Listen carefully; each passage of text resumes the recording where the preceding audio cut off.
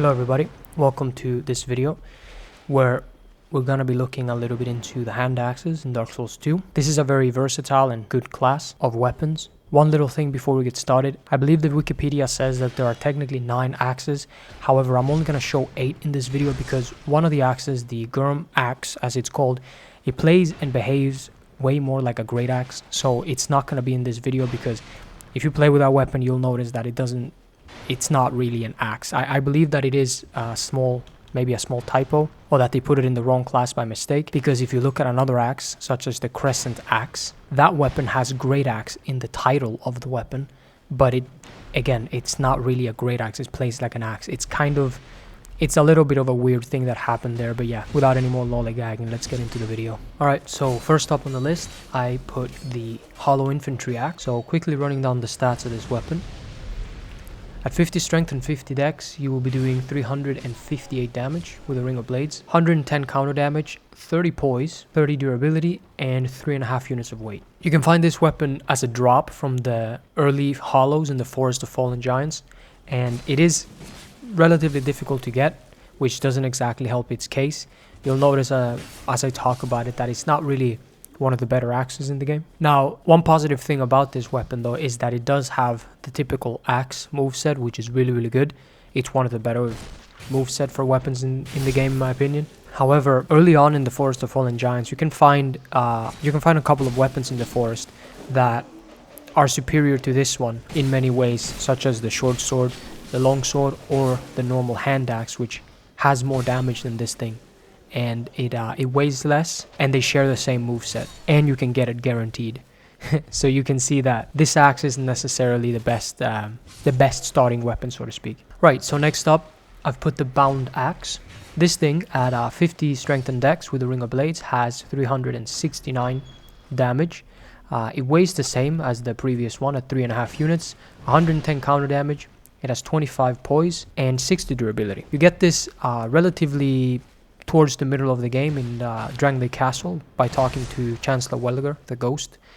And this axe has bleed. Now, sometimes weapons that do bleed damage can be a little bit hit and miss, because the fact that they do bleed damage kind of takes away from their normal base damage. For example, and I always compare these two axes to the normal hand axe. The normal hand axe doesn't have any bleed, so its base damage at 50 strength and 50 dex is going to be higher than this one. The problem with bleed is that it takes a few hits to bleed enemies, and then once they are bled, you cannot do it again until the meter has run down all the way. So it's a little bit tricky to get a good bleed build. Usually you want things that have insanely high bleed buildup or hit very quickly. I could be wrong on this, but I think this weapon, along with a couple of other weapons that Chancellor Welliger sells, you can start off with them early on in the beginning of the game if you have a particular version of Dark Souls 2, things such as the Homunculus Mace and then this thing right here. But I'm pretty sure that the normal hand axe that the Bandit starts off with is still going to be slightly better than this thing.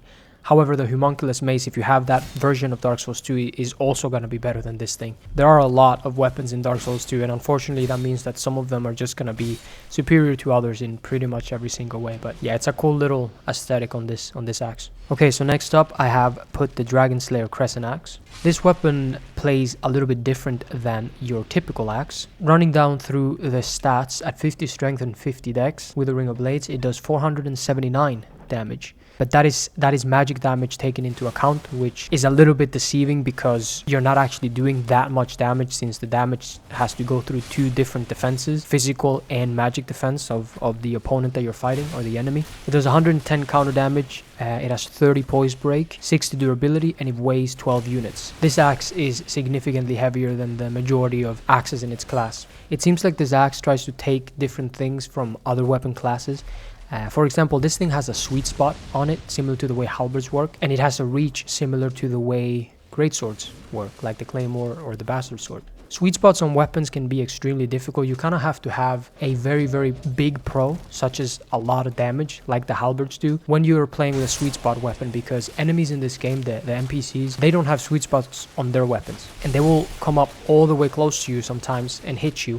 If you're fighting multiple enemies at once, you're going to have to maneuver your character in such a way so that you actually hit with the sweet spot, which just gives you an additional thing to have to focus on. I don't really find it to be that worth it personally. And if you're talking about damage to weight ratio, this weapon is not as good as the other ones on this list. But yeah, I definitely find that it's good that Dark Souls 2 has so much variety when it comes to weapons in the game. You find this axe in Brightstone Cove Soldora. The Crescent Axe can also work very well for crowd control. If you two-handed and you do the normal R1 attacks, you can hit multiple enemies in front of you because of the good reach that it has. Anyways, let's move on to the next one.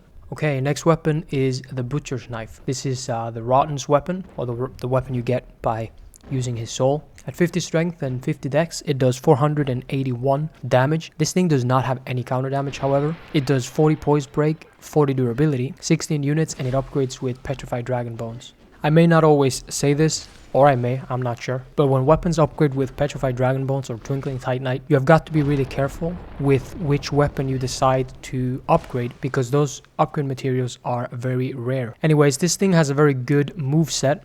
And it has lifesteal, which is probably why it has stats that are very inflated, such as the extremely high weight for the damage and the fact that it doesn't have any counter damage. You can stack the lifesteal with other items in the game that also give you lifesteal, and you can make a build around that. However, I did find that a little bit difficult to play with. I don't feel like this game is designed as well for that. You would probably be better off wearing armor and equipment that would benefit you in just doing more damage and reducing the amount of damage that you take. The moveset of this weapon can be very fun to play around with, and you can catch some players off guard if you decide to use it in PvP. Alright, let's move on to the next one. Okay, so next up is the Dragon Slayer Crescent Axe, not to be confused with the Crescent Axe. This is Kraton's weapon, and running down the stats at 50 strength, 50 dex, Ring of Blades, you do 437 damage. This thing is infused with lightning. It does 130 counter damage, which gives it thus far the best weight to damage ratio of the weapons that we've been looking at. 30 poise break, 60 durability, and 7 units of weight. It's kind of middle of the pack for the damage of the weapons that we've been looking at thus far. I really do like the design of this weapon. It looks really, really cool. It can be buffed with a gold pine resin if you want to increase the lightning damage of it. I don't tend to use faith builds very much, but I don't think this is one of the better weapons necessarily for doing lightning damage. However, like I keep mentioning, variety is really nice to have, and this thing does have a slightly different moveset to the normal moveset of the axes. It's I think it's 100% the same as the Crescent Axe, just that the Crescent Axe is a little bit longer and has the magic damage, and this is lightning. Anyways, I don't really have that much to say about this weapon in particular. It falls, like, it is as good as you think it is, essentially, when you look at it. It doesn't have anything particularly bad with it, the moveset, the weight, the damage, but it doesn't have anything spectacular with it either. It's just an all-round decent weapon. And if you like the aesthetics, if you like the fact that it's lightning, you can certainly use it for that reason. Alright, moving on to the next one. So, coming up at number 3, I've decided to put the hand axe. Just the normal basic hand axe, the one you find in the Forest of Fallen Giants above the bonfire room where Melintia is. The one she tries to sell you, even though there's a free one right above you. This thing, the good thing about this axe is pretty much the fact that it has no bells and whistles. What you see is pretty much what you get, and it's just decent across the board. That does tend to be a trend with axes. However, this one you get very, very early on in the game, and it weighs very little. So it can be used as a backup weapon if you want. Running down the stats at 50 strength and dex, you will do 405 damage. It has 110 counter damage, 25 poise, 50 durability, and it weighs 2 units. Now, because you can use this weapon as a backup weapon if you want, it is very good for catching lizards. If you use this one-handed, you do the running attack into the strong attack, you can hit a lizard twice, and it should be enough to kill lizards early on. As you upgrade the weapon and the lizards have more health, you should also still be able to kill them. However, axes are good weapons to use in combination with shields, because when you have a shield in one of your hands, if that's the playstyle that you decide to choose, axes still have a decent amount of poise break, unlike, for example, rapiers or swords. So you can actually stagger the enemy without having to use both of your hands. Now, the next 2 weapons coming up are better than this one added in particular, but this is a good starting weapon overall, and it's what I'm saying, 2 units, it's not really a lot. Anyways, if I'm being honest, this thing that looks like a woodcutter's axe kind of makes almost every axe that I've talked about up until this point, completely useless. It is quite amazing how the simple things in this game often tend to be some of the better ones. But anyways, let's move on to the next two axes and I'll talk a little bit about them. Okay, so the next two weapons are pretty much just copies of each other.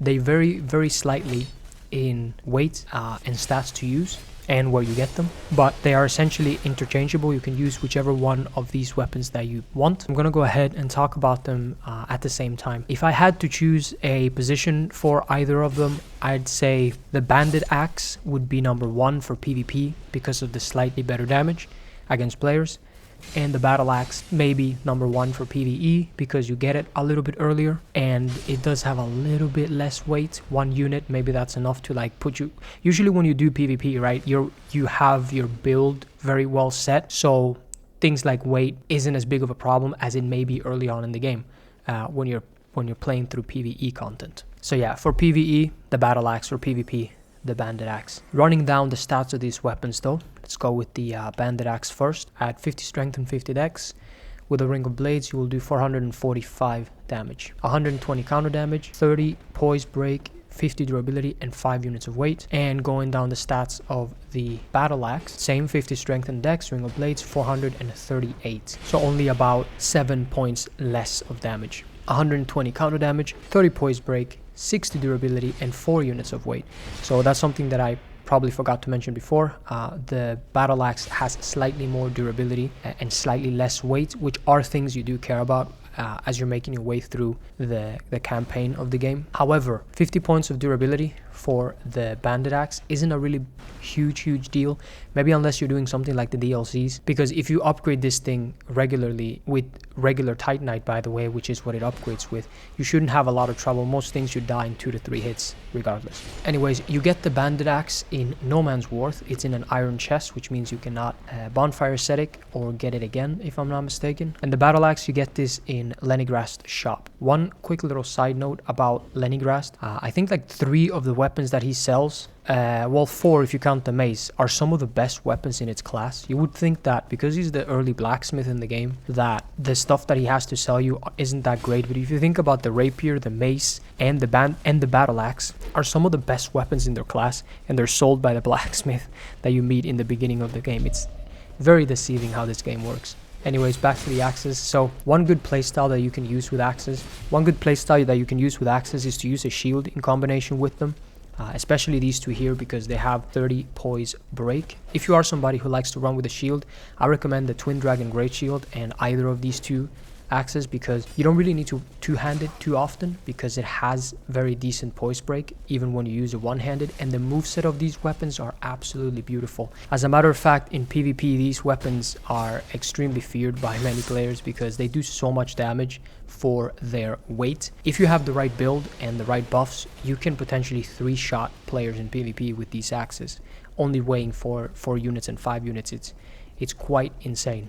That does mean that they are very good one-handed, two-handed against lizards. They're good for big enemies. They're very decent for crowd control as well. The one-handed moveset actually sweeps, so it's pretty decent for that. And their running attack with one-handed or two-handed for that matter are also very good at like closing distance and using it as a way of getting a quick attack in on the enemy.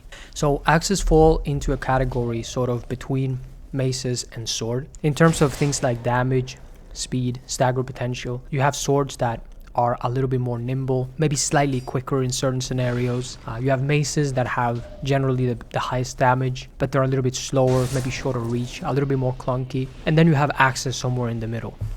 But the thing about it is that it kind of makes the axes have essentially no weaknesses. There is almost no scenario where one of these two weapons would not be just absolutely crazy. Fighting bosses, it's good. Fighting enemies, it's good. Crowd control, lizards, it doesn't really matter what you do. You can infuse them and buff them as well to great effect if that is the way you choose to play the game. But yeah, overall it's pretty crazy because you wouldn't think that, you know, mundane weapons like this that don't really look like much on the surface are as good as they are. But it's what I'm saying. Usually when you're looking for what is some of the best weapons or vehicles or you know, whatever it is, whatever game you're playing. If you look at PvP and you look at the meta of a particular game, you quickly find out what is the best, you know, weapon to use in this case. A lot of, like I mentioned before, a lot of veteran players will tend to use things like the rapier, the longsword, the normal longsword, and these axes here. They have very low stamina consumption. That's usually tied to the weight of the weapon. Good moveset, versatile moveset, insane damage, especially for its weight. So it just makes these weapons an absolute menace. I cannot really say enough good things about them. Try them out. You won't really regret them. They also only upgrade with regular Titanite, so it's not like you're really losing out on that much. But yeah, anyways, hopefully you enjoyed, and I'll see you next time. Goodbye.